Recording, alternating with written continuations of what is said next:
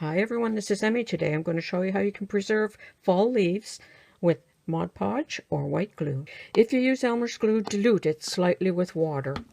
I'm going to use Mod Podge today.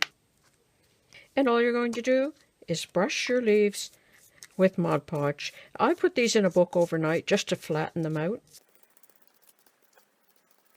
Like that. And you're going to set those aside to dry. And I have these that are all dry. They've already been done one coat. So you're going to flip over your leaf and coat the other side. Like that. And you're going to let them dry. These are from last year. And as you can see, they are still very soft.